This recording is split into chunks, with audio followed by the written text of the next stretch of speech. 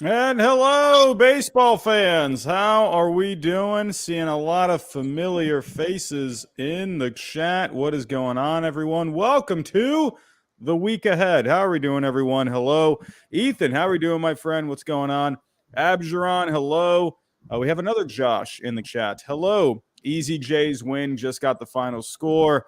Oh, my Red Sox suck. Tony Gonsolin, how are we doing? Johan, hello. How are we doing? Aberdeen, what is going on, my friend? Hello, Frosty. Hello, Dongdre, Sean, John Sullivan, Bobby. Hello. How are we doing, everyone? Welcome to the week ahead. Josh, how are you doing today, my friend? Doing great. Monday. Lovely weekend. I'm glad to get the week started. Ready to rock and roll here. Yeah, lovely weekend for us. Going to the Red Sox Rays game. I mean, obviously very painful loss on Saturday night for me. And we were in the driver's seat. It was looking like we had it. We just got no hit for 9 innings. And then Bobby Dahlbeck comes up big with the triple, got another run across, and 2-0 lead going into the bottom of the 10th. It looked like we were doing good. Everything was looking good. And then Robles, he balked, and then everything went downhill from there. And then Kevin Kiermaier with the walk-off home run. We'll show that video here in a second after we talk about everything. But man, oh man, just that game, I gotta say, we've talked about this. We were texting about it yesterday. One of the best games I've ever seen. As painful as that was, that has to go down. I think one of the best games I'll ever see in person. What about you? Yeah, honestly, it was a heck of a series.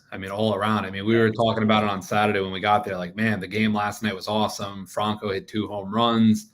Great diving stop at the very end of the game with the bases loaded with Trevor Story to save the game, to win the game in the end.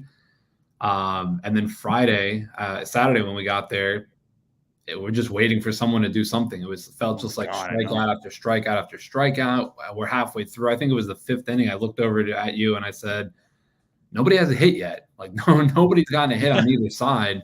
And we were just waiting to see like who was going to blink first. And the Red Sox got no hit through 9 innings. And it was just like, all right, well, are the Rays going to walk it off here in the 9th? Because then it would be a no-hitter for the Rays, and they didn't.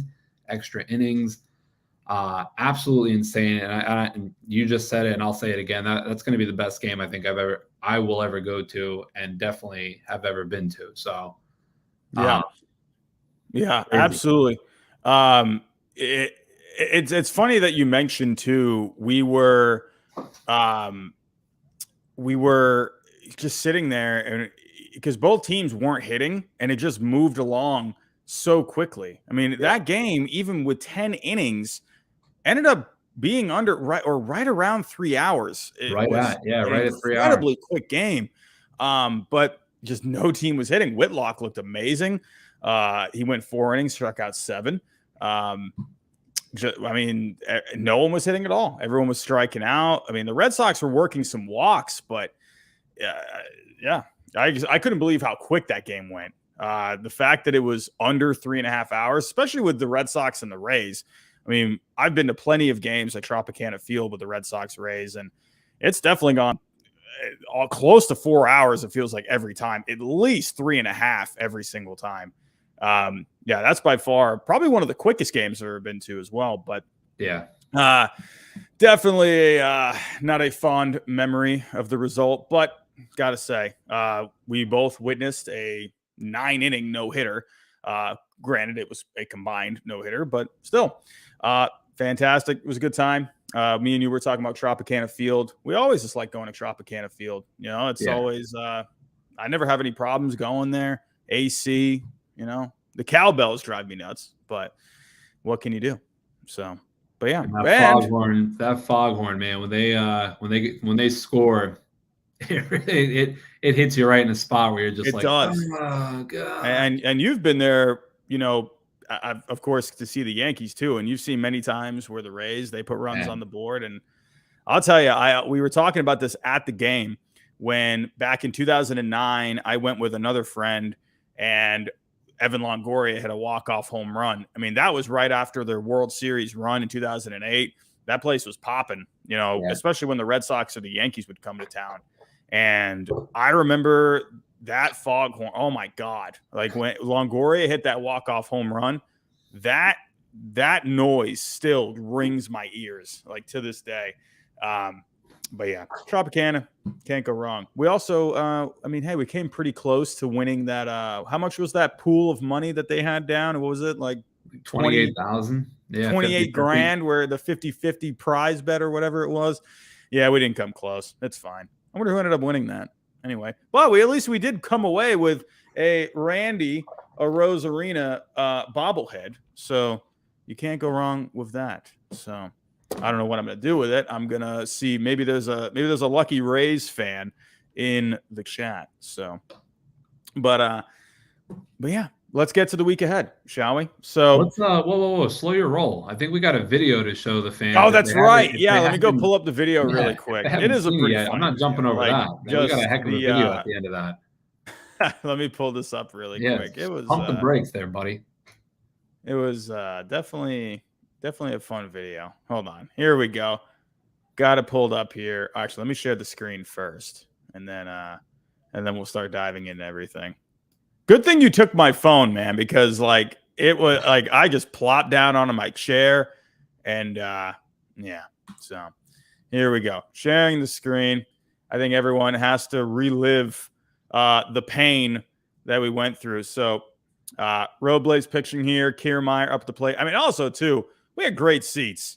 Man. What a shot of the moment here, fantastic too. seats. What a shot of the moment. I mean, what more could you want? The fact that you're filming this, just a bullet. That was an absolute bullet.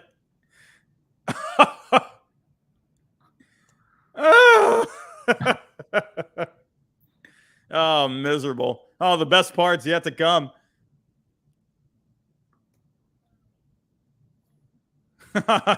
This guy.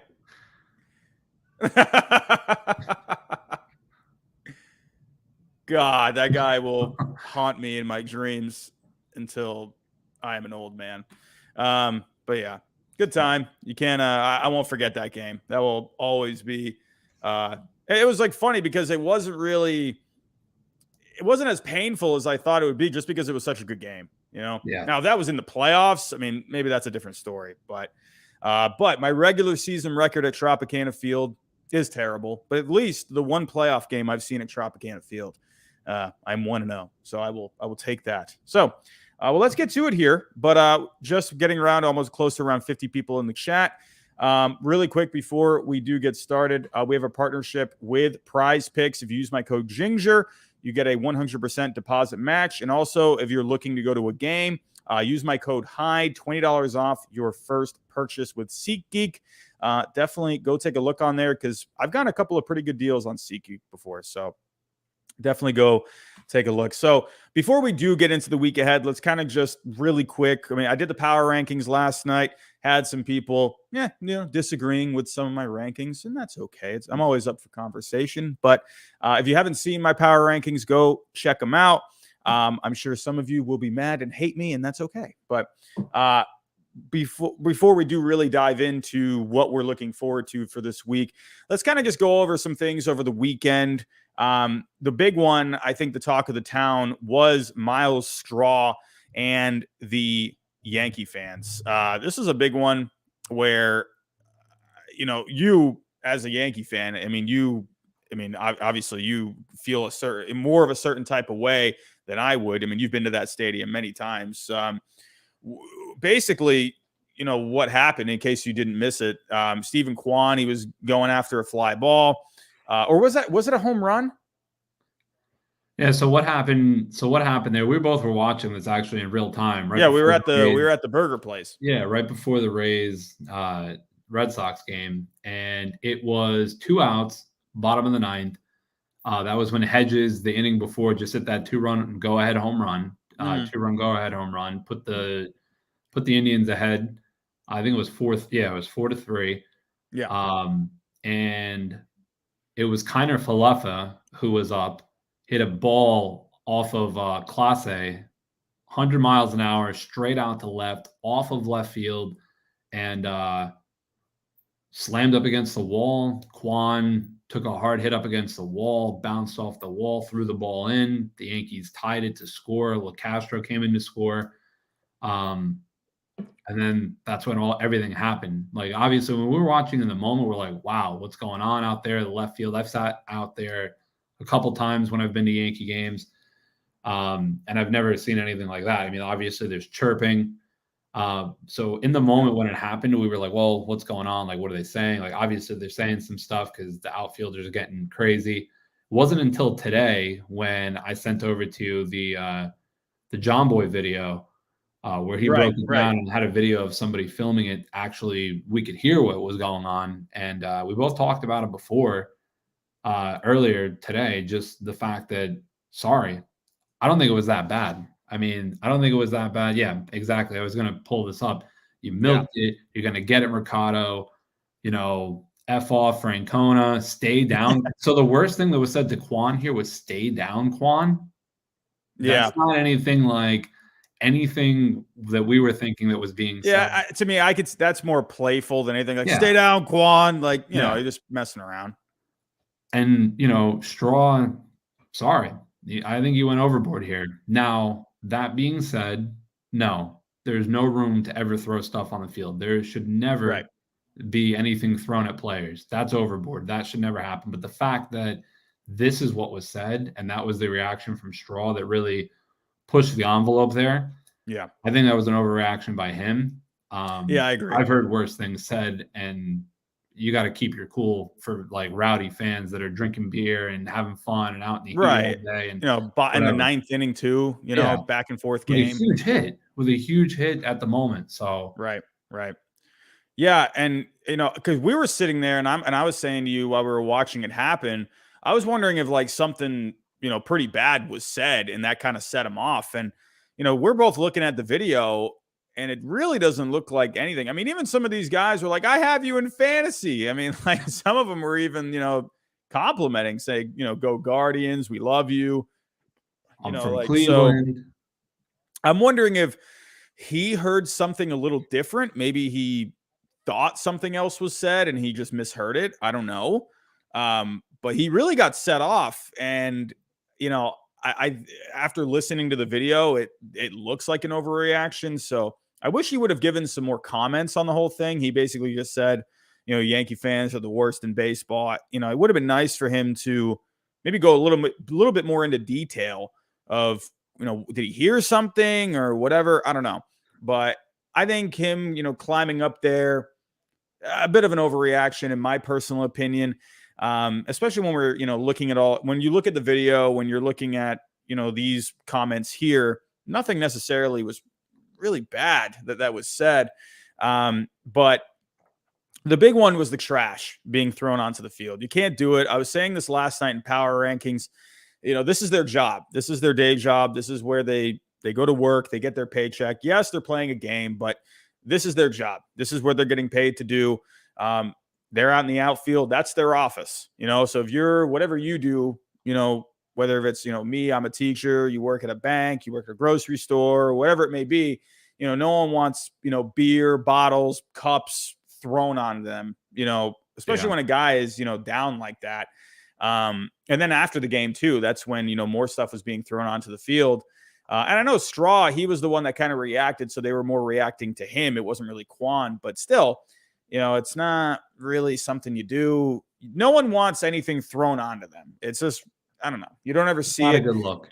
No, it's not. It's not a good look at all. And that's not, that's not me coming from being a Red Sox fan. That's just me being a baseball fan in general.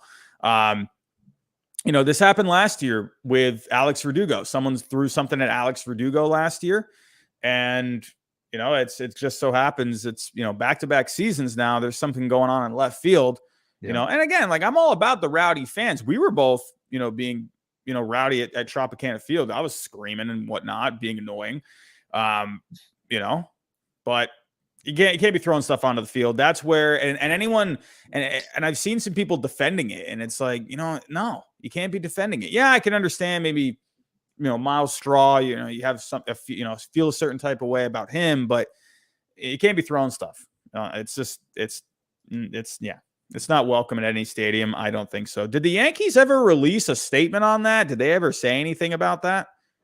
I didn't see an official statement. I know they asked Boone about it after the game, and Boone said, like, obviously he can't be doing that, but Right. he has to see, like, he wasn't really paying attention to what was going on in the outfield. He just basically said, like, you can't be doing that. Yeah. But I didn't see anything specifically released from the Yankees during that time.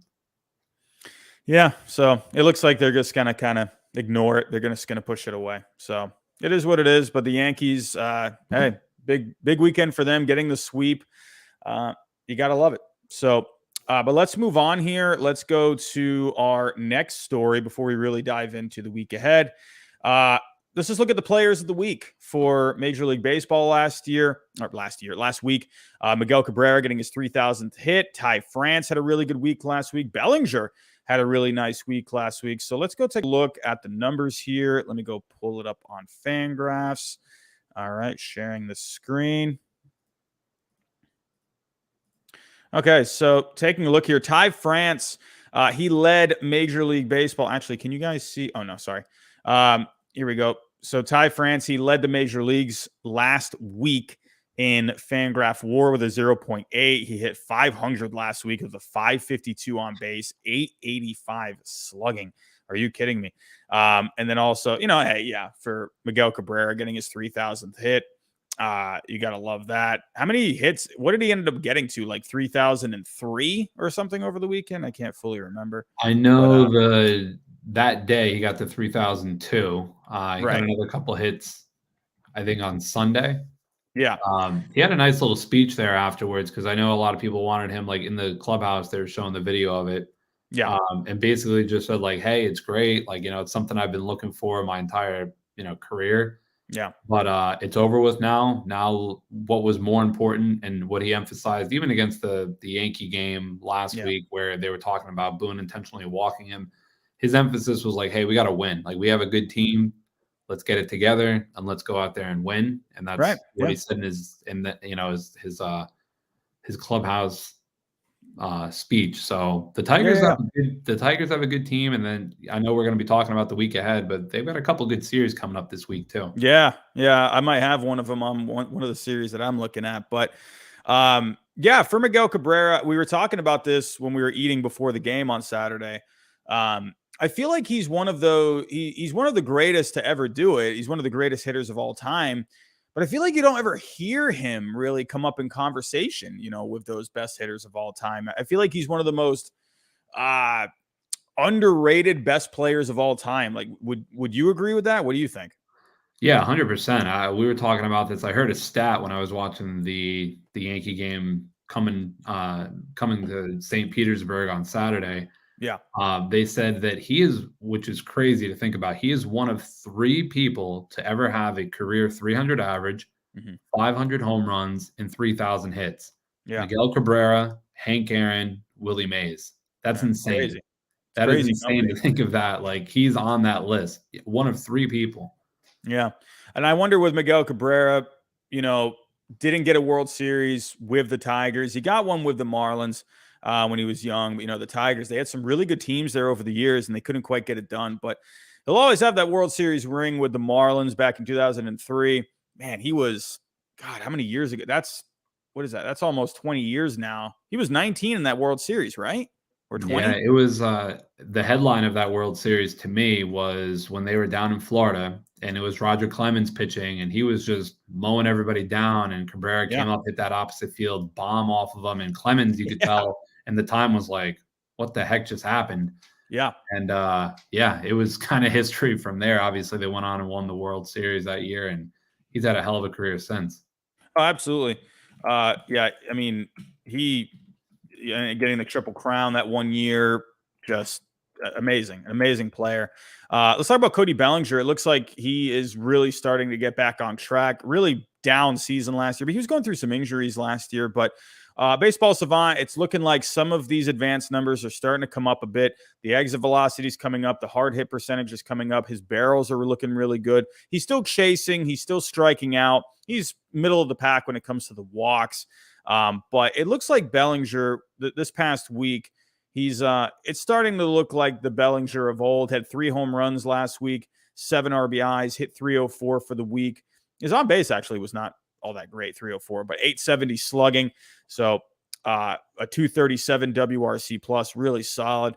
And then again with Ty France, just man, really good week. I'm looking forward to seeing what he is going to be doing moving forward. I was saying this, in the offseason, Ty France, really underrated last year. He had a really good season. Very good on base numbers last year. If you take a look here, this year he has a 459 on base so far. But last year, over 152 games, he had a 368 on base, hit 291. Really good season for him last year. And, how old is he actually? He's not even 28 years old yet. So he's really just entering his prime.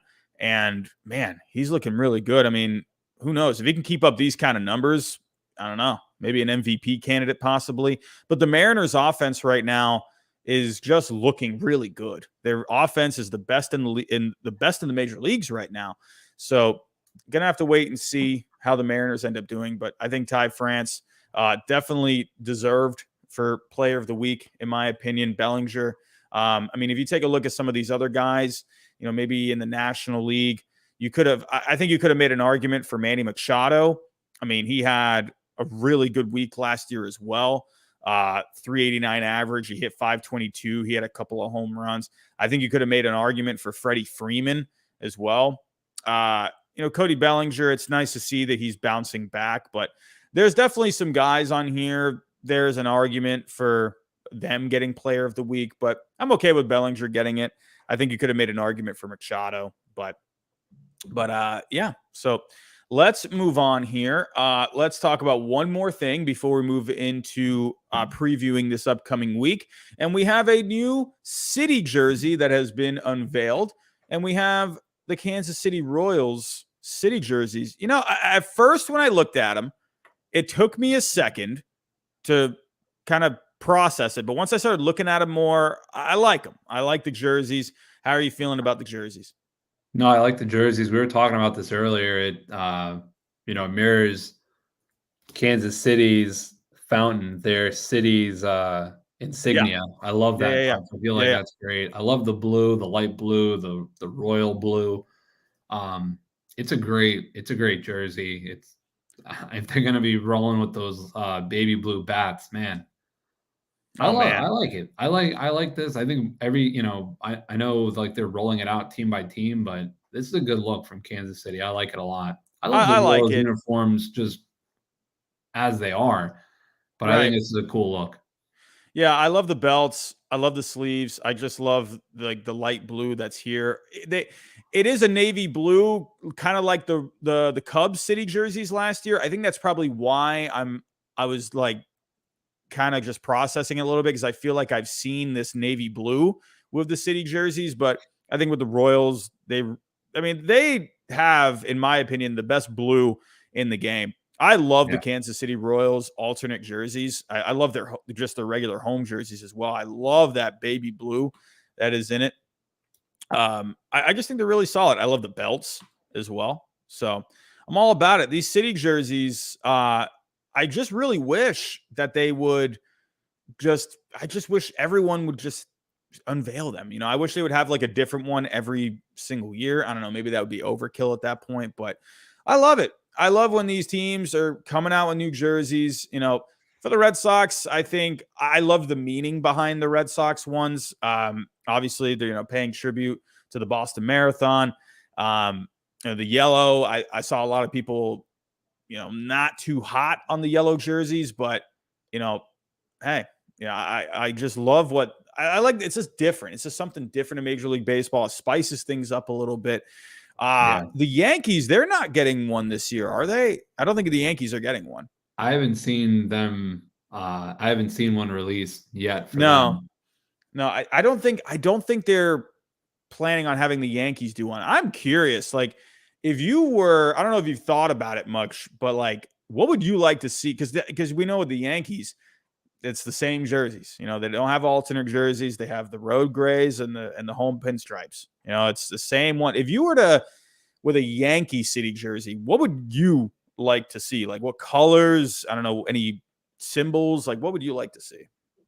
To be honest, I like the Players Weekend jersey from a couple of years ago with the black when they went to LA playing. I know that doesn't really go over New York at all. Yeah. They released a shirt, I think it was last year, a couple of years ago, having like the Empire State Building on, Statue of Liberty on it, like something like that incorporated. I could see them doing something like that, maybe incorporating a couple things in the city. Yeah.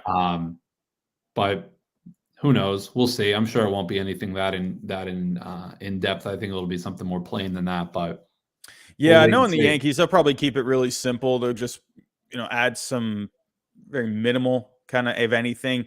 I've always thought with the Yankees, have a navy blue alternate jersey. Wear it on. You can have it for the road, keep the pinstripes for home. But I would love for them to have an alternate road jersey. You don't have to have an alternate home jersey, but I think one for the road, just a navy blue jersey. I don't know. Have you ever wanted the Yankees to add on another jersey, or do you like the fact that they just have two jerseys? I like the two jerseys. I know they have like on MLB Shop, they've got the older players like Bernie Williams, Derek Jeter, Mariano Rivera. They've got that navy blue BP jersey that you could get from them. I love that. That's probably the next jersey I'll end up getting, either Bernie or Mariano. Yeah. Don't worry, Tom. I see you, buddy. We're getting to you right next.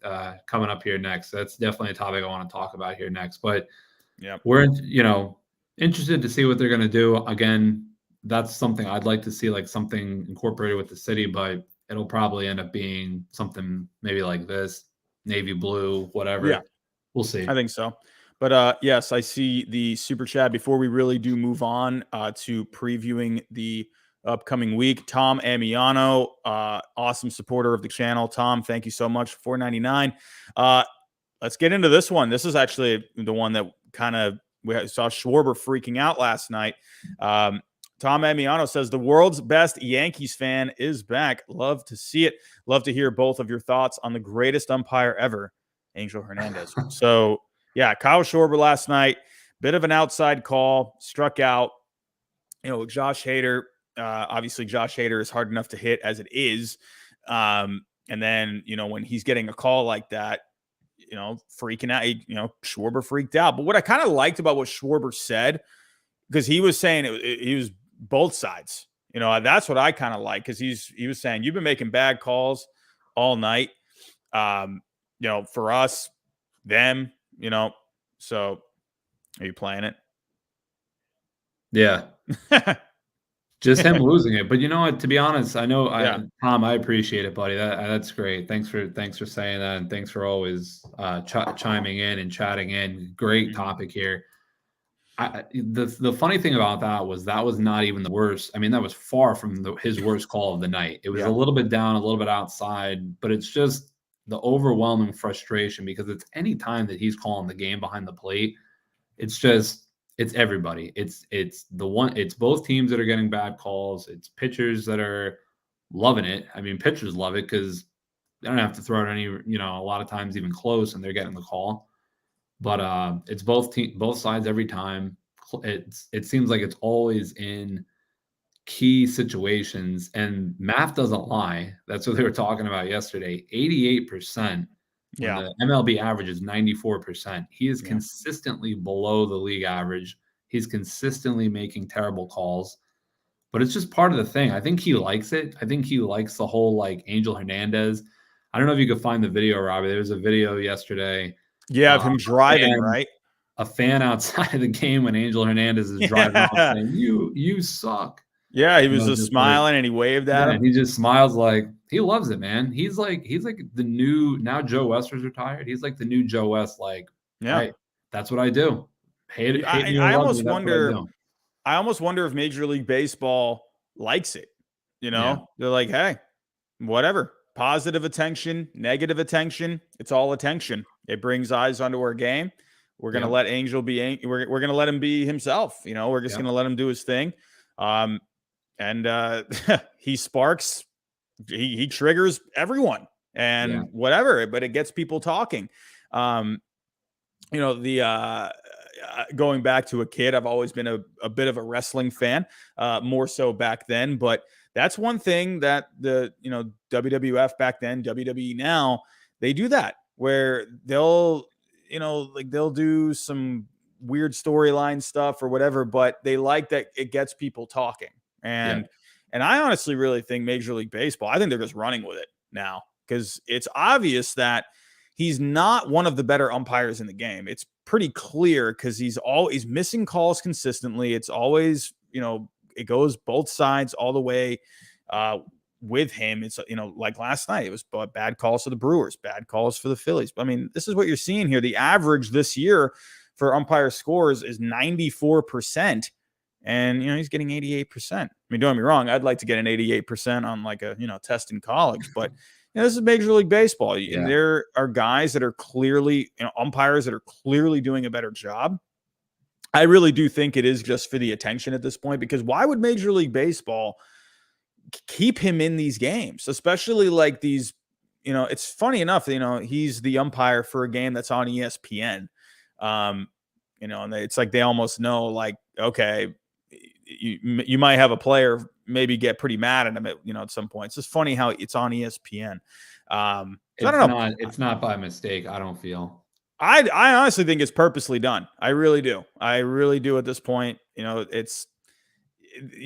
We know how these players feel about him, and but for the Brewers last night, it really worked out. I will say, I know we can all sit here and we see it from a different point of view, where he obviously has a different look. I will say with Hader, I'm not trying to defend him by any means, but with Hader, he's got that.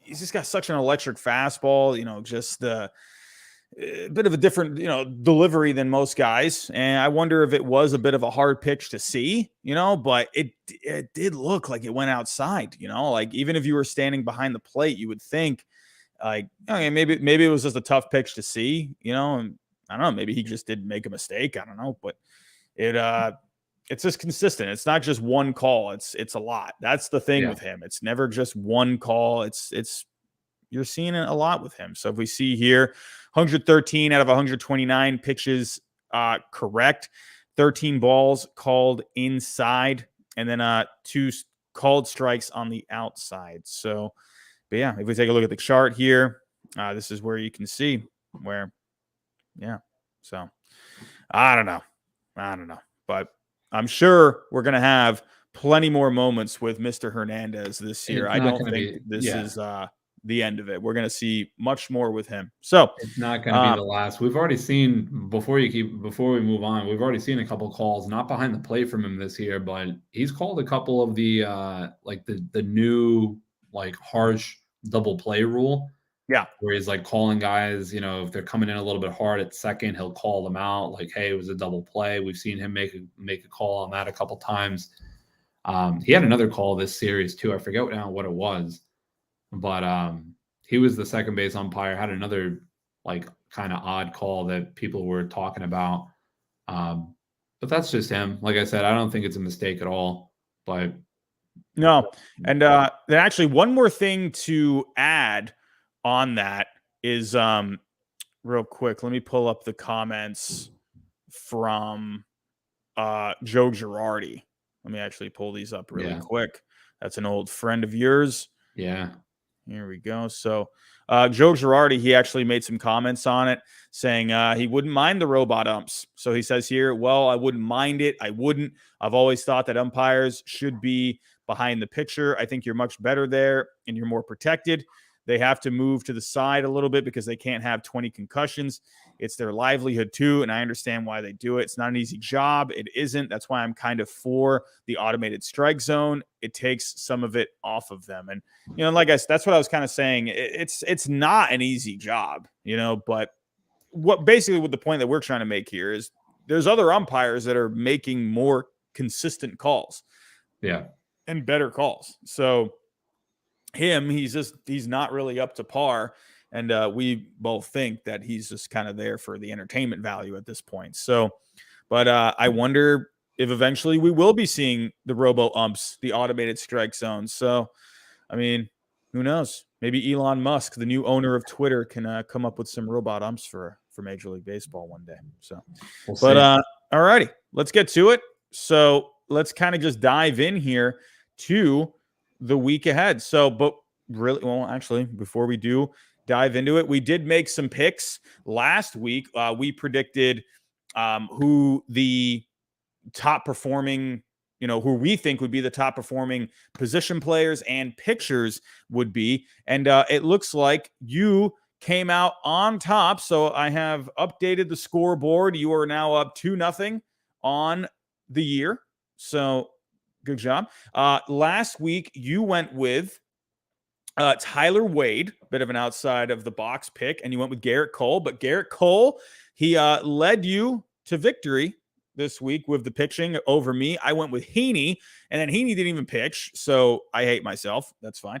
But then Wade, actually, I went with Michael Chavis as my position player last week, and actually Wade and Chavis both had not great weeks overall, but Wade had the lesser of the bad weeks. So in the end, you got the pick right with the pitchers and the position players. So you're up 2-0.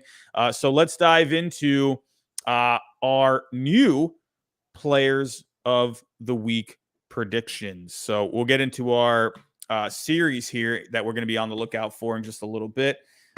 Who are some players that you are looking for? Who's the position player that you're looking for this week? Position player I'm looking for this week, and I honestly should have picked him last week because he had a hell of a week last week, but I think he's going to keep it going. We just were talking about him a couple minutes ago with the Yankees-Indians series. Yeah. The one that hit the tie, hit the ball that Quan ended up, missing it out there in left field is IKF, Isaiah Kiner-Falefa. That's my pick for this upcoming week. I think he's going to keep it going. He is, in the last 6 games, he's 9 for 22, 2 stolen bases, 4 runs scored, 5 RBIs. He has really pulled his average from a 100 average up to now he's hitting 300. So I think he's going to keep it going this week. He's got games against Kansas City and Baltimore. So I don't think it's going to be too tough of a task to keep it going, but that's my pick for this week on the position players end. How about you? Yeah, Kiner-Falefa is looking really good, hitting 300. And a lot of Yankee fans are getting onto him. Like, oh my God, he's not hitting. He's like a black hole out there. But like you said, he's been really picking it up. I like that pick. I think when the Yankees got Kiner-Falefa, I loved it. I think I was the only one on here. I know you liked it too, but when it came to, other, guys talking about baseball here on the YouTubes, I loved it. Like I'm looking at Twitter and people are like, oh, Kiner-Falefa. I'm like, this is what they need. They needed a glove. They needed some speed. Contact. And if you can get anything with the bat from him, it's only a plus. But one guy that I'm looking for next week, let me actually pull up here. He's actually on the Yankees, had himself a pretty nice series against the Guardians this past weekend. Let me actually pull up the numbers here. Taking a look here. I am actually going to go with Josh Donaldson. So Josh Donaldson did not have too great of a week with the average last week, only 133, but he had a good on base of 409. And I was taking a look here at some of the advanced numbers on Baseball Savant. His exit velocity he had the home run against the Guardians over the weekend, but his average exit velocity last week was 97 miles an hour. If you take a look, his batting average last week was 133, but his expected batting average was supposed to be 230. His slugging last week was 400, but the expected slugging was supposed to be 617. And the expected on-base percentage was actually 475. I think Donaldson, that home run was a bit of a sign. I think we're going to start seeing him kind of come alive a little bit this week. So I'm open for a big week. So both of us went with some Yankees this week. So what do you think about Josh Donaldson for this week? Again, we were watching that game in real time when it happened. And when Donaldson hit that home run and the pimp job he did after that home run, I thought that ball was going like 500 feet. And it ended up going 3 rows into the stands. And they were talking about the fact that this year they're talking about they're playing with a dead ball. And I can see it because he absolutely crushed that ball and it went about 3 rows deep. So I think he's going to turn it around. He's having good at bats. He's getting walks. He's getting on base. He's hitting the ball hard. He's another one. I think he's going to have a good week. I think you're going to lose this week again because I think IKF is going to have a better week than Donaldson. But I like the pick. But I want to talk about real quick. We don't have to talk about it, but just that guy right on top of Donaldson, the week that he just had, Buxton. Oh my gosh. Yeah. I don't want to pass it up and not show him any love. I know. I actually almost went with him. And I'm just like, I'm kind of looking for someone that's maybe rising in Donaldson. I'm wondering if Buxton can keep it up, which he definitely can. But what were you going to say about Buxton? No, I just was saying that he had a hell of a week. I mean, look at his last week, 538, slugging 1.308. I mean, just on base is 600. Insane. Just an insane week from him. He hit the, what was it, Robbie? 467 feet or whatever the home run was. 2 home runs in that game. Holy cow. Insane. I think that was the longest walk-off home run of all time. Was that what they said it was? Maybe. I know it was definitely the longest home run of the year. Yeah. But he absolutely destroyed it. It was just, it was insane. But yeah, there's a lot of guys last week. They were hitting the ball like crazy. Look at Edwin Rios averaging, he didn't have as many pitches seen as some of these other guys, but Edwin Rios averaging 100 miles an hour in exit velocity last week. Look at our boy there, Brett Phillips. Yeah, I mean, we saw Brett Phillips really get into one over the weekend at the game we went to. I mean, actually, look at Keston Hiura. This is another guy to keep an eye out for as well. His batting average last week was 200, but his expected batting average was 295. He had a better expected slugging and a better expected on base last week. So maybe we could see him get a little hot. Framino Reyes, this guy just is always killing the ball, but his expected numbers were better across the board last week. So, I mean, Vlad Jr., obviously, I mean, this guy is just always killing it. Judge actually looked really good last week. His expected numbers were a lot better. He didn't have a bad week. I'm just saying his expected numbers were better than what he did. 366 expected batting average compared to 273, 714 expected slugging compared to 636, a 442 expected on base, 97 miles an hour of average exit velocity. So, hey, man, I think, the Yankees offense, that it's been the pitching for the Yankees, but I think some of these hitters, they're going to start coming alive for the Yankees, and I think Judge can definitely have himself a big week. So those are our position player picks. I went with Josh Donaldson.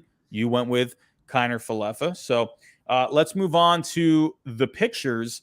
Who do you think will be your the top pitcher for this week?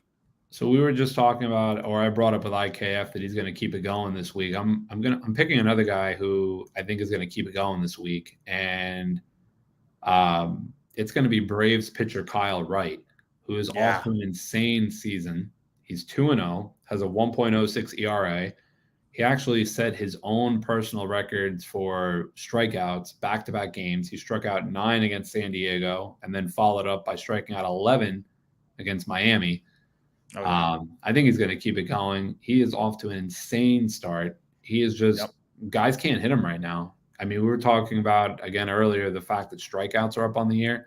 Mm-hmm. This is one of the guys who's contributing to those stats. He is striking out a lot of guys. And honestly, surprising to me, John Ray saying Wright has looked like an ace so far. He definitely has looked like an ace so far. He has surprised me because I really thought that Ian Anderson was going to really turn it around this year.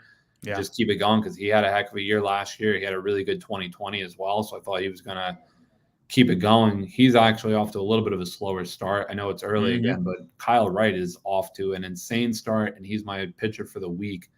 Keep it going. Yeah, these numbers are really, I mean, this is a guy, remember, go back to 2020, the COVID championships. He was getting hit around quite a lot, but this was a guy, had some hype around him, coming up. Yeah. I really like Kyle Wright. He's got really pretty solid stuff, in my opinion. He's got a good slider.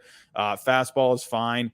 I don't know. I was just kind of waiting for Kyle Wright he just seemed like he was better than what he was actually producing on the field a couple of years ago. If you go back to his numbers from a couple of years ago, I mean, look at the ERA, 5.21. Look at the FIP, 5.90. His walks were up a ton, but he's really figured something out. And I mean, look at his numbers just last year. His numbers were horrible last year. I think he was hurt at points, but he was in the minor leagues most of the time. I don't remember if he was hurt at all during last year. I feel like he might have been hurt at one point, but his numbers at AAA were fine. But he's really figured something out over this offseason, and coming into this season. So, Kyle Wright, I definitely think he can keep that going. His next start is against the Cubs. They got some good bats there, so let's see if he can keep it going. For me, I got disappointed with Andrew Heaney last week, but the guy that I'm looking for kind of a no-brainer sort of a pick. I went the easy route. I'm going Yu Darvish for next week. Some of the advanced numbers with him looked pretty good last week, but he's got the Pittsburgh Pirates coming up. I had to go with the for sure thing. If this guy gets hit around by the Pirates, I'm just gonna lose my mind. But Yu Darvish, as of right now, his numbers are looking okay, but his last start was really good. 6 innings. I believe he struck out 7 guys over that time. He was going up against the Dodgers, so only give up 1 hit in his last start against the Dodgers. I don't know. I'm feeling pretty good about him going up against the Pittsburgh Pirates, but I was also looking at some of these advanced numbers as well. I mean, with Yu Darvish, tons of spin rate. His average exit velocity last week was below 90 miles an hour against a really good Dodgers offense. I'm putting my money on Yu Darvish this week. I think he has a really solid start against the Pirates. So, but I think that's definitely a great call. I think that's, good job, because that would be a layup to me, because the way the Pirates looked on Saturday, I wasn't sure if it was the Bears versus the Steelers that were playing 21-0 Cubs over the Pirates. So yeah. I know I'm going to bring up at least the Cubs, because they've got some interesting series coming up this week. But before we do that, I love the picks, Robbie. I want to address Ted. Dropped a super chat, $5, saying, "Hey, yeah, fellas, I wanted to get to that too." Yeah, hey fellas, was curious to see how the crowd and fans were at the Trop. More Sox fans than Rays. Ted, I appreciate it, buddy. Yeah. Again, we were talking about Tropicana Field. There's a lot of fans, I think, on both ends. I mean, we were sitting on the Red Sox side, so we were sitting on the away side. So I was entrenched in Red Sox Mafia out there. But a lot of Red Sox fans, a lot of Rays fans. I don't know, Robbie. As we were walking around, I mean, obviously we were on the visitor side. I would say it was almost 50-50. As we were kind of walking around, there was a lot of Rays fans walking around. We were sitting with a couple of Rays fans. Yeah. Yeah, I mean, a lot of fans, kind of a 50-50 mix on Saturday, but the Red Sox fans are rowdy as hell, and a couple of Yankees fans that were in there. Yeah. But yeah, definitely 50-50. What do you think? On both sides, on where you were sitting, on your side, you had Red Sox fans sitting next to you. On my side, I had Red Sox fans sitting next to me. But yeah, I agree. It's always that way. Whenever you go, Red Sox Rays, Yankees Rays, it's always a mix, always. I definitely think there's a healthy amount of Rays fans out there. And this is why, I do hope they stay in Tampa. I really do. They're going to move eventually. It's gonna happen. They're gonna need a new ballpark.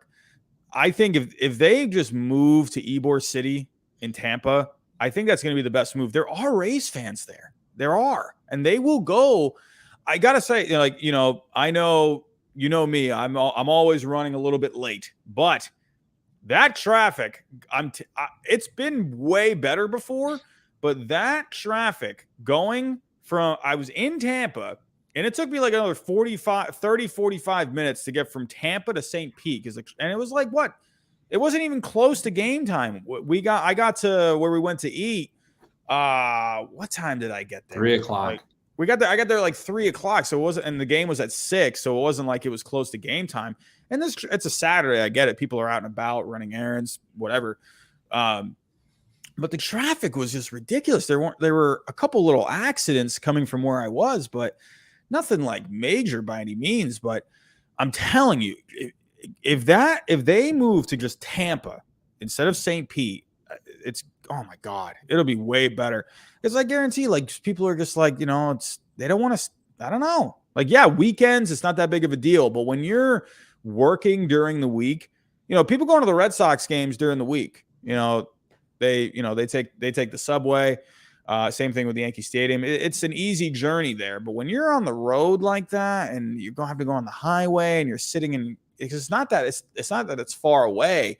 It's just so congested. And it's just, people don't want to sit in this traffic, especially if you get off work, 4 or 5 o'clock, and no one wants to sit in that traffic. If they live in Tampa or, a little outside of Tampa, they don't want to sit in that traffic going to St. Petersburg, especially rush hour during the week to go to a game at Tropicana Field at 7 o'clock. Like, no one wants to do it. The weekends, yeah, they'll do it. But it's, I think they need to move to Tampa, the city of Tampa, Ybor City.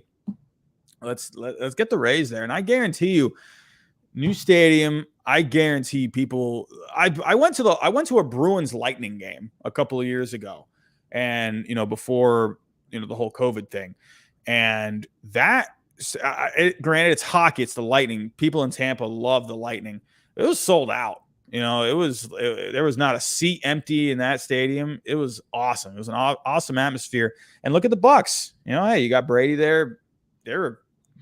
Tons of people were going to those games. I guarantee the Rays are a winning team. I guarantee it. They're going to get good, consistent turnout if you move to Tampa. I don't know. What are your thoughts? You've been to Tropicana plenty of times. So yeah, I feel like I've been going there since 2003, 2004. So I've been going there for a while now. A lot of memories. Sorry, I know we got a lot of people in the chat saying you couldn't pay me to go to Tropicana. I hate Tropicana. I got a lot of memories there personally, so I don't mind it. I know a lot, like when I was a kid with my family, a lot with my mom, my dad, my wife at the time was my girlfriend, went there. You and I have been there a handful of times. I've been there with my sister. So to me, it's a family, like it's a family thing for me. So I like it. But I agree with you. I think Monday through Friday, especially if you're a season ticket holder or just a Rays fan and you live in Tampa, if you're getting out of work at 5 o'clock and you got to catch a 7 o'clock game, it's going to take you every bit of the 2 hours just to get over there. By the time you basically have to go right from work. Yeah, you have to go right from work. If you wanted to go home, take a shower, you're not going to park too. Yeah, to park, to walk, to you want to grab a beer or something. It's not going to happen. Right. But where Amalie Arena is, where the Lightning play, where Raymond James is, where the Bucks play. Like if they're able to build something over there, there's a lot of areas over there where I'm sure they'd be able to pick up some land, maybe knock over a couple of like not so great areas. Yeah. But I think they could build something right in that area. It doesn't even have to be in Ybor City. I know that's what they talked about before, but they could. There's land over there, Robbie. You know that area. Oh yeah. They could knock over some of those places and easily build a stadium right there, right near Raymond James, right near where the Yankees play spring training, right near Amalie, and place is going to be packed. I love going to games. I think it's a straight shot. It's easier to get to Tampa from Orlando. It's easier to get to Tampa from North Florida, even coming down 75. So anyway, that's my opinion. I agree. If we lived in the area, if we lived right there, I'd be there all the time. I'd be going to games.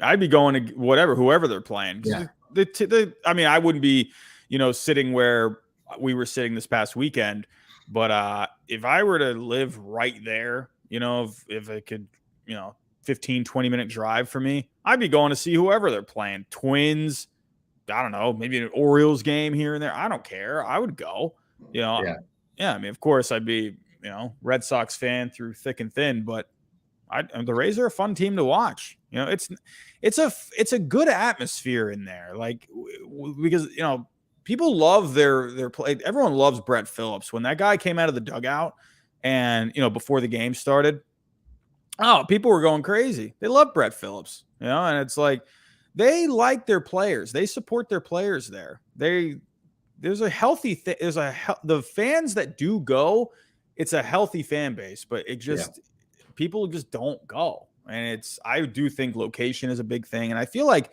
anytime you go onto Reddit or whatever it may be, that's what a lot of people tend to say. It's just the location. It's a hard drive. The traffic is miserable. I feel like that's what you hear the most consistently. Honestly, Tropicana Field in itself, I mean, yeah, is it going to look like Yankee Stadium or Fenway Park or, No. these new stadiums getting built? No, I mean, obviously not, but it's not like it's a horrible place to go sit and watch a game. You're in a dome. It's air conditioned. It's not hard to go get food. If you want to go grab a beer, it's easy to go wherever you're sitting. It's not a bad stadium, and the tickets are great. I mean, obviously, if I'm paying $200 for a ticket there, yeah, okay, I'll probably be like, all right, yeah, this isn't worth it. But you're paying what? We paid what, $90 for our seats, and we were right there, on top of the dugout, basically. Yeah. And it's like, I mean, that's worth it to me. So. Yeah, I don't want to go too much further into this. Ted, again, I appreciate the super chat and the question there. And I know, like he just mentioned, need to stay in Florida, someplace where there's a younger population, Tampa, right then and there. That's exactly what we're saying. Nobody's comparing it to Yankee Stadium, Fenway Park. Nobody's comparing it to Wrigley. It is what it is. But yeah, they could keep it close. I think the fan base is going to be happy. Yeah. But that's enough with Tropicana Field. Again, Ted, thanks for the question. Let's move on. Robbie, what is a game, your number one game? Because we always start with me. What's your number one series you're looking for this week that's coming up? I mean, I'm going with an easy one here. It's going on right now. I'm actually just looking to see what's going on. Okay, yeah. So it was scoreless earlier, but I'm going with the Mets Cardinals. I mean, what a great series this is. I mean, I'm sure you had that one written down, but it's going on right now. Scherzer, Michael is pitching tonight. Scherzer looked great tonight, so it looks like it's game over in Queens right now. It looks like the Mets got the 5-2 win. But the Cardinals, man, hey, that's my World Series pick to win it all this year. And the Mets, obviously, they're looking really good. But, I mean, what a great series this is. We had Scherzer, Michaelis tonight. You got Bassett and Hicks going tomorrow. You got Carrasco going for the Mets in game 3. And for the Cardinals, I think it's Matz, I believe. I think it's Steven Matz in game 3. I could be wrong. But it's, hey, two good teams in the National League. This could definitely be a potential playoff matchup. I like the Mets Cardinals. What about you? No, that was number one on my list. I just crossed that off because that was my number one go-to there, Mets Cardinals. So that is, to me, the top series this week. Yeah, it has to be. Easily. The Cardinals look great so far. The Mets, come on. I mean, they're just – I'll tell you one thing. I know we got Odd Villain out here saying, let's go Mets. The biggest person that the Mets picked up this offseason, it's not Scherzer. It's not Lindor's going off. Sorry. I know we keep, we'll talk about it every now and then and say like, oh yeah, the Mets got, so-and-so as their manager. It's Buck Showalter. Yeah. Buck Showalter was the biggest offseason acquisition, and he is not ever going to get outmanaged. He's not going to ever have someone out prepare against his team. His team knows all of the ins and outs of the game, situational baseball. I'm happy for him. Like, I'm really happy for him because honestly, he's going to get something in these next couple of years, and I'm happy for him. I think he deserves it. I think the Mets fans deserve it, even though I'm a Yankees fan. I think the Mets fan deserve Mets. It's baseball is better when the Mets are good. Yeah, they are. Like, New York baseball is better. Like, I know it's Yankees always, but New York baseball is better when the Mets are good. It's not fun to have the Yankees being good and the Mets looking terrible. But that 100% is the offseason move for them. But let's jump into this real quick because I'm going to give you two series. I'm going to give you a two for here. Odd Villain, what's going to be bigger for the NL East? DeGrom coming back or Acuna coming back? That's a great question. That's a really good question. I'm going to give you an answer. I'm going to give you an easy answer. Sorry, Robbie. I'm going to cut you off. Acuna. Yeah. Acuna. I love Ron Acuna, man. That was my MVP pick last year, and then he got hurt. Unfortunately, he was going to win the MVP. That guy was completely on track to win the MVP if he kept putting up his numbers. The thing with DeGrom is there any news on DeGrom? Like, we heard anything? Like, how's he doing? One of the reasons I'm saying Acuna is DeGrom's not supposed to come back till June, July. They were saying he's going to be coming back halfway, like probably around the All-Star break, maybe a little bit earlier, because he's of course has to start ramping it back up again, and hopefully there's no setbacks. But Odd Villain, exactly. But Acuna is an everyday player. Yeah. Automatic all-star you're going to throw right into your lineup. Gold glove defense, speed, contact, power. Someone that's going to affect your lineup every single day versus DeGrom, who, when he's healthy, he's the best pitcher in baseball, and it's not even close. Yeah. Who's going to pitch for you every fifth game. And you just hope at this point right now. I mean, it's funny because we would never say this a year or two ago, but I feel like now you're just holding your breath every time he's pitching. Like, please, God, get through this start and don't get hurt, because he feels like he's as good as he is. He's starting to wear down, and they were talking about this in the offseason too. The Mets talked to him and said, like, hey, Jake, you don't have to go out there and give it 110% every time. And he's like, that's the only way I know how to do it. Right. And if that's the only way you know how to pitch, or that's the only way you know how to play, is 110%. And that's why, and I think, and you're talking about Buck Showalter, and I think with Showalter, he's going to be really big for DeGrom. They're going to manage his innings, and Showalter is not going to mess around with him. And Showalter, he's going to say, listen, hey, we need you for the playoffs. That's what you're here for. And I think Showalter is going to be really big with DeGrom. And the front office, they're going to be really tight on his innings. They're, when he does come back, he's going to manage his innings really well. I think that's going to be the big thing. DeGrom is basically, at this point, I think he's, if anything, just going to be a second half pitcher. Maybe comes back, August. They're going to really ramp him back up slow if he does come back. So he's there for the playoffs. To me, like, the Mets, they have to go forward this year without even thinking about him. You gotta, and if he comes back, then that's great. So to me, they got to get through the season without him. And getting Max Scherzer was huge. I mean, he basically just replaced Stroman, but Scherzer's on a different level than Stroman. So good thing they got him. I've said that a few times, but I agree. I think Acuna, especially with the Braves, I feel like they're starting to kind of they've had that World Series hangover. It happens every single year. All these teams, they win a World Series, they always get off to a slower start. I think the Braves, they're going to start kicking it into gear here eventually. I think Acuna is going to bring some energy to that team. And, once all these other guys start hitting their stride, and you already had a couple that are hitting their stride already as of right now, you throw Acuna in there too, and that Braves lineup, man, could be really good.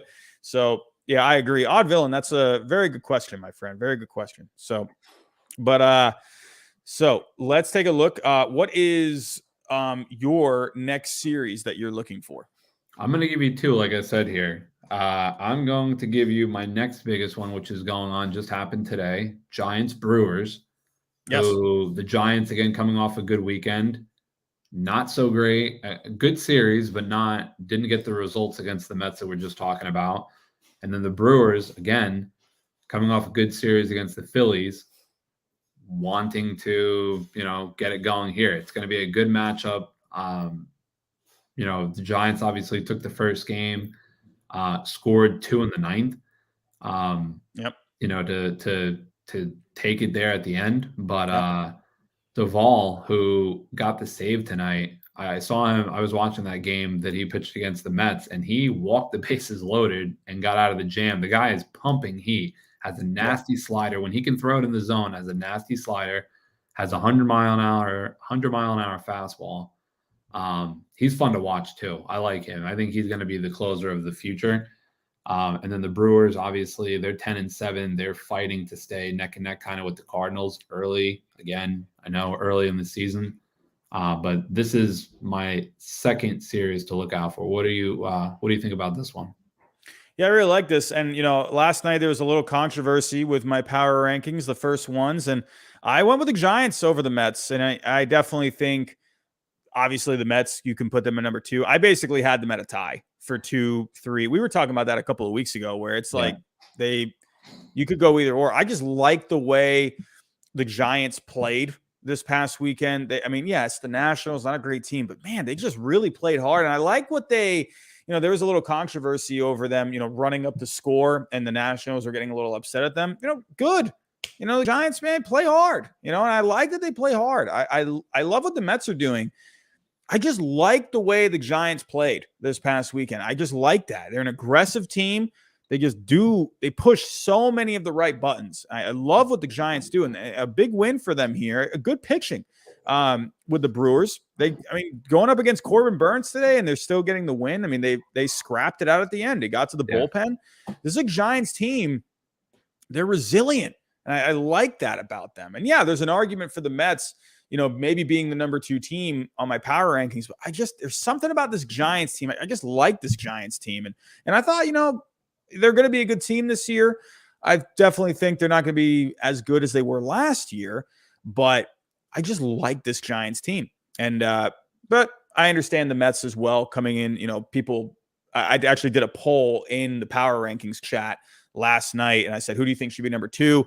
Mets overwhelmingly. It was, I think, around like 65% to 35%. And yeah, I can definitely see the Mets. Me personally, I have a bit of a soft spot for this Giants team. I just like this Giants team. They just find a way to win. I just like them. So I like the series a lot. This could end up being a possible playoff matchup, especially with, all the wild card additions this year. So, but matchup that I like for this week, let's go ahead. Let me go back right here.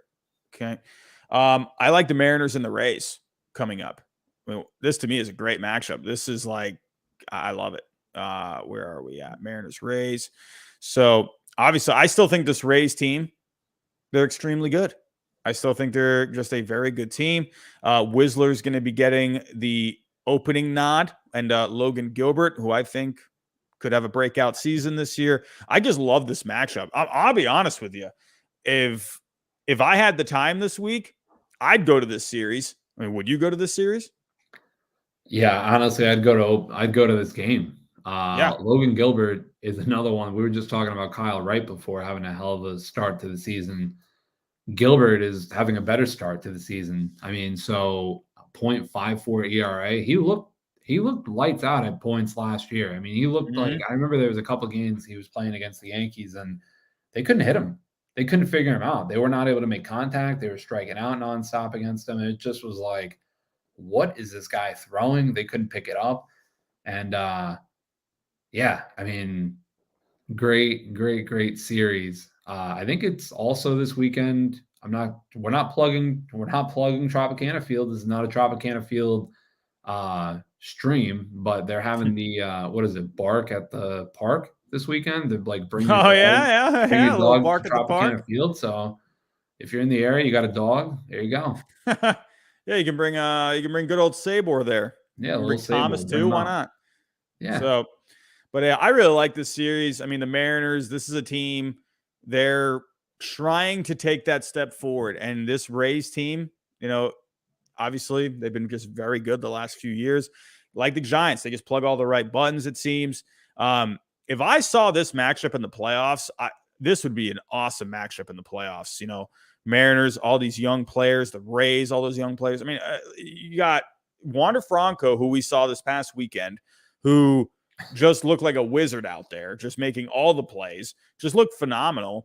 And you got all these younger players with the Mariners, Julio Rodriguez, Jared Kelenic, they have been slumping a bit, but they did look okay this past weekend. Man, could you imagine just a playoff matchup where you got all these, Franco, Julio Rodriguez? Good grief. All the pitching. Yeah, against good pitching from the Mariners then. Yeah. This is a great matchup to me. I'm very excited to see how this turns out. What do you got next? So I'm going to give you a twofer here. The series, we just were talking about the Brewers. Mm-hmm. We got the Cubs and the Braves that are going on right now. So I'm interested in that. That's going to be my next series, Cubs and Braves. But the Cubs are on here twice. They're on my list twice. They're starting a series also Friday. We just, again, like I said, talking about the Brewers. Divisional series, they're playing the Brewers starting Friday. So the Cubs have a great week of baseball. If you're a Cubs fan, you got to be excited. Playing the Braves and then playing the Brewers. So good week. Yeah, it's a great divisional matchup. Yeah, I like that a lot. Cubs, Brewers.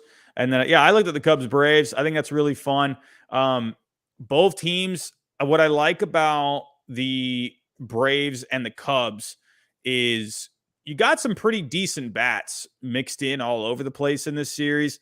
Obviously we're talking about Kyle Wright, so you're looking out for Kyle Wright.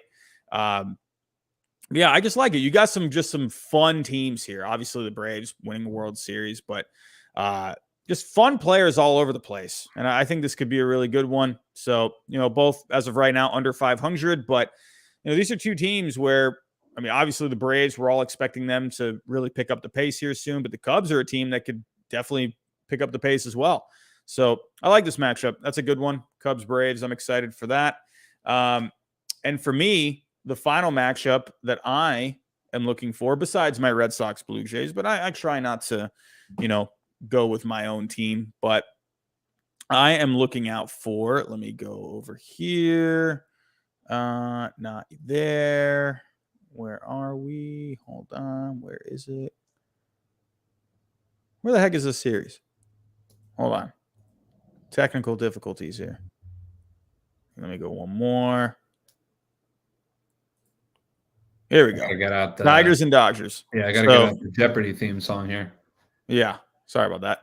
Yeah, Tigers, Dodgers. I'm really looking for the Tigers to kind of maybe start picking it up a little bit. What I like about the Tigers is you got some young players there. You got some young pitching, but you got some good veteran players there too. And obviously the Dodgers are the best team in baseball. This is a fun matchup. And this is actually what I kind of like about this is on MLB The Show, in 2023 and 22, even 22 sometimes, these teams always seem to make it to the World Series in MLB The Show. So I don't know if MLB The Show is trying to tell us something for the next few years, but yeah, you got a young up-and-coming team with the Tigers, good manager in AJ Hinch, and a good team with the Dodgers, obviously, the best team in baseball right now. I'm really looking forward to it. The pictures that are supposed to be lining up here, we have for the Tigers, we got Braisky, Alexander, and Eduardo Rodriguez. And going for the Dodgers, we got Tyler Anderson, Clayton Kershaw, and Buehler. A little Walker Buehler, Eduardo Rodriguez. I think that's a pretty nice matchup overall. But yeah, I like the Dodgers and the Tigers, two teams that are kind of in different spots right now. But I just like the talent on both sides. And I'm looking for a young team in the Tigers. Maybe make a bit of a statement against the Dodgers. What do you think about this series? No, I love that series, and that was actually another series I was going to talk about. The Tigers have an interesting series that's actually happening before this one against the Tigers and the Twins, another divisional matchup. Yeah. But the Tigers Dodgers, I love that matchup. Again, like I just said earlier in the stream, Cabrera said like, "Hey, the 3,000 hits is over. I'm glad I got it. It's something I wanted my whole life, but we got a good team. Let's go out there and win." So it's going to be interesting to see like, what are they going to do? Austin Meadows, again, another guy off to a great year. I love him out there in left field for Detroit. Interesting to see how he's going to get going here as well. I know Baez is out right now, but when Baez comes back, to see them kind of kick it into gear. The AL Central, again, we just were talking about this a couple of days ago. AL Central's open, is wide open. The Twins are there. Okay, they're 8-8, but Detroit, Chicago, Cleveland, everybody's in it. Kansas City's in it. They're all teams are separated by 2 games. So it's wide open. Yeah. It's you could make the argument that it's probably the worst division right now because the leader right now is at 500, but there's just good talent in this division. I don't think the White Sox are going to be this bad. They're running into some injuries right now, but that is the problem when you don't have a lot of depth in your farm system, guys that you can really turn to. So we're going to have to see how the White Sox can manage this. They did get Lucas Giolito back, so that's nice. But he did well yesterday, but they still got the loss. So, yeah, absolutely. This division is up for grabs right now. Heck, even Kansas City, they've lost 4 straight, but they're only 3 games back. So a lot of time, a lot of season left. And but taking a look at the standings while I'm here, just an updated look. Toronto beating my Red Sox tonight. This Toronto team, man, they're looking so good. I really do think. I don't know. I don't see it with my Red Sox this year. I predicted them not making the playoffs. I just don't see it. I don't know. The energy is just not there right now. I'm not sure what it's going to take. But they just they're just playing inconsistent baseball right now. Heck, they had a win right there on Saturday, right in their hands, but I just feel like it's a good team. I just don't know if they're going to be quite there in the end. So I really do think it's going to come down to Toronto, the Yankees, the Rays for this division. We'll have to wait and see. But with the West, I mean, hey, this is a bit of a toss-up here between 4 teams right now. Seattle, Angels, Oakland. Who would have thought Oakland would be sitting right here above 500 right now? Let's see how long they can keep it going. But then Houston, not off to a great start, but that West is looking pretty fun. And then obviously the Mets, they're looking great right now. Look out for Miami. This is Miami. I'm not saying Miami's going to win this division, but hey, they're pitching really well right now, and the offense has actually been looking okay. Braves are going to turn it up soon. The Phillies, who knows with this Phillies team, man? I don't know. Mets are just running away with it. They're 13-5, already 4.5 games up, and we're 2 they're sprinting ahead. And I think that could end up being the difference. The length of the season, you go through the dog days of August. Let's see what this Mets team is going to be doing, later on, because they do have some decent depth in their minor league system. I like some of the players that they have down there if they were to call upon some of those guys. So, but right now the Mets, they're looking fantastic. I'm looking pretty, hey, who knows? Maybe I'm looking pretty stupid not putting the Mets at number 2. So might have to make a drastic change in the upcoming power rankings this Sunday night. But for the Central, I mean, hey, look at St. Louis, Milwaukee. St. Louis getting the loss tonight, but Michaelis was looking pretty good there at one point. Milwaukee, tough loss. Bullpen couldn't come through against the Giants tonight. But, not too much. Funny enough, look at Pittsburgh. Just sitting there, a game and a half back. And then this West, this NL West. What are your thoughts on this NL West? The NL West is, again, it's another 4. I mean, I know you're number 1 Colorado, supporter right now this year, but I don't think they're going to be in it in the long run. I think they're off to a hell of a start. Connor Joe is like the best Rocky since. Oh my God. That was a breakout guy that I picked for this year, and he's doing great. Yeah, Connor Joe's looking great to start it off. So we got any Rockies fans in the chat? Your boy's looking great. But the NL West is going to end up being Dodgers and San Francisco. I don't know if San Diego is going to be able to stick around long enough to really battle against those 2 teams. I think it's going to be just like last year, where San Diego was like the sexy pick to start the season, and they just didn't stick around. But it's going to end up being Dodgers and Giants. And I know it's a wait and see, but that's what my gut's telling me. Yeah, I mean, it's like, look at the run differentials right now with the Dodgers and the Giants. I mean, already just they're such good teams. And like I said, I went with the Giants at number 2 for my power rankings, but they're just looking like a good team. I don't know. Mets are looking good too. If the Giants and the Mets met in the playoffs, I think that would be, I mean, as they look right now, if those 2 teams, I know, the Mets, they won the series earlier in the week, and that's the big argument. Yeah, we definitely, Mets should be above the Giants because the Mets, took that series. But, hey, to me, with head-to-head matchups, yeah, like I'll look at them a little bit, but I'm not going to like completely, because there's been so many times where, team wins the season series or whatever, and then they, then that other team ends up beating them in the playoffs. Look at the Rays and the Red Sox last year. I think the Rays, they were doing really well against the Red Sox last year, and then the Red Sox ended up beating them in the playoffs. So, I don't know. I digress. But the Giants, I really like the way they're playing. I love the way the Mets are playing. It's a good start. I'm glad we're starting to see. It feels like, do you feel this way, where we're starting to kind of see things get a little bit more, the picture is getting a little bit more clear with some of these teams? What do you think? Yeah. I mean, We're at the end of Not April quite now. there, but Yeah, we're at the end of April now. So this is like the last week of April. yeah. April's just an odd month. I think, if you're the Mets or if you're the Dodgers or if you're the Giants, if you're a fan of one of those three teams, Mhm. you're like loving it. You're loving April. April's just the Yeah. beginning of the year. I think just because you're off to a great start doesn't necessarily mean you're gonna be there. Those three teams are gonna be there. So that's different. But for these teams like Boston, for these teams like the White Sox, for these teams like Detroit, the Tigers, um, just because they're not having a great April doesn't mean they're not going to be there. Yeah. So if you're a fan of one of those, teams, I wouldn't worry about what's going on in April. Atlanta, Mhm. another team, the Braves, they're not off to a great April, but I think when Acuna comes back, don't be surprised if this team goes, 9-1 several Yeah. weeks, like Yeah. over the 10-game stretch of continuous 9-1, 9-1, 8-2, and Yeah.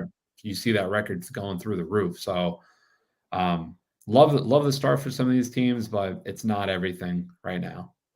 Yeah, no, and I definitely think the month of April it can tell you a lot about a team. I always Yeah. think back to sorry to be draft Nick Robbie here, but I always think about when it comes to Aprils. I always think about the Red Sox in 2013. They had a good first month. Not a lot of they were coming off that really bad 2012 season with my favorite manager of all time, Bobby Valentine, and 2013 they kind of made these Ben Charrington made some of these low key smaller moves for guys that were coming off not great seasons like Shane Victorino, Mike Napoli, Stephen Drew. Some interesting pickups like Johnny Gomes too. And they got off to that great start. And you're like, wow, okay. And then they had the whole, the Boston Marathon thing. And it just felt like something was happening with that team. They just got off to that great start. And every time I think of April, I always think of the 2013 Red Sox because they got off to that great start. So, I definitely think that could be the same thing for some of these other teams. Blue Jays. I know the Yankees. They're always, I think you would agree. Yankee Twitter, they're very tough on their team. I mean, as that's how it's always been with the Yankees. But I think As people it were should kind be. of jumping off of a bridge like 3 games in with the Yankees, and it's like, hey, they're doing fine. They're 10-6. They've won 3 in a row now. So I definitely think the Twins. I think they're showing here. They got off to a bit of a slow start. They were 4-8, but now they're back to 8-8. The Guardians, they showed that they can play. The White Sox, let's see what they can do. They got in Seattle. They're really coming out here, and the Angels, they're coming out of the gates, really wanting to. It's about time. This Angels team Yeah. is, again, it's early, but you just don't know. And the Mets, they're really showing, hey, off to a good start. The Mets, I just wonder. I just want to. I'm still thinking about last year a little bit. They did look good. They were first in the East at one point, and they just died in the second half. And Yeah. so, but anyway, that's what I'm thinking for this week. Anything else you would like to add? No, I just want to touch real quick. We had a great comment in the chat. Mm-hmm. Athletics 510. You can't win the division in April, but you can lose it though. Yeah, that's Yeah. 100%. I mean, Yeah. we're talking about like, oh, it's early, it's early. If you're the Braves, it's early, but you don't want to get buried by the Mets. Like I know, like we're talking about the Mets last year, and the Mets this year. They're not the same team. So I'm not going to talk so much about like the comparison between last year and this year. But you don't want to be coming out of the first month down 6-7 games and being Right. like, okay, like what's going on? I know I just said, obviously they're going to get Acuna back and can easily rattle off 8 out of 10, 9 out of 10, 7 out of 10 to like get that record back. But the Mets aren't going anywhere. So you don't want to be looking up and being like buried at the end of the first month. And if you're a Reds fan, rest in peace. I'm sorry. You don't want to, I mean, that's a terrible start to April. You are not doing anything this year. And yeah, your season's over. Sorry. Yeah, I agree.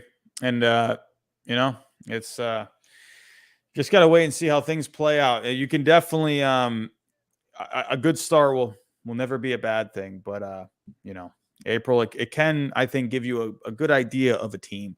Doesn't paint the whole picture, but I definitely think it can give you a bit more of an idea. So but yeah, anything else that you would like to add before we get out of here tonight? No, that's all I've got to say. I just want to say thanks to everybody in the chat tonight. A lot of great questions, great comments coming up, and I love it. Thanks guys for the support here week over week. And Nikki, we will be watching the draft. My NFL team, because I know we haven't talked about that on here, is the Jets. We've got a lot of picks right up front. The number 4, the number 10, the number 35, the number 38.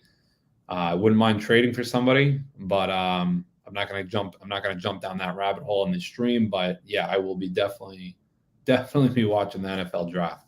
That's another one. The NFL draft, man, it always kind of just sneaks up on you every single year. It's like I think it's just because of us, we're paying attention to baseball, so it's like we have that, that distraction. So then all of a sudden it's like, whoa, hey, NFL draft, look at that. Every time it always happens, like, a week or two before, I'm like, oh, the draft's coming up. So, then if you're just a strict, football fan, like our, friend Jake or whatever, like, that's a long wait for him. So he does not like baseball. So he likes basketball. So I guess he gets distracted by that, but it's, I'm looking forward to it. Hopefully my Patriots can pick up a couple of guys. I hope they don't. They're going to need it for their Super Bowl championship next year. No, I hope they don't. Oh, I hope they have a terrible draft. The Jets, do you think they're finally going to, it's like every year they can't figure it out. Like, what are you thinking, for the Jets right now? I don't know. I think they've. I don't know much about football, so I can't really help you here. No, I know. I mean, again, I don't want to go so far into this on a baseball stream, but right. I think, who knows? I think their biggest play right now, they would love to get a veteran receiver. I would love to get a veteran receiver. I know they were itching to get Tyreek Hill, but I'm excited to see what they're going to do, because they've been talking about getting Sauce Gardner, who's the cornerback. They've been talking about getting another huge tank up front. Debo, yeah, athletics 5'10", I see you. Yeah, Jets, nope. No, they're going to butt fumble like usual. They're going to butt fumble like usual. Funny enough, Robbie and I were watching that game. We watched that together on Thanksgiving. That was great. We were watching that together, and I just looked at him like, what the hell just happened? So we have got a little history on that. But God, it's still like, I remember watching that, and I'm like, that just actually happened? Like, it took another take. I had to watch it again because I didn't think that actually happened. I figured he ran into someone's shoulder or something. I'm like, nope, he ran straight into that guy's butt cheeks and got completely leveled. So, but Abjaron, I want to just take note because I'm not on Streamlabs. I'm on StreamYard. So the usual animation didn't pop up, but Abjaron, a member now for 7 months.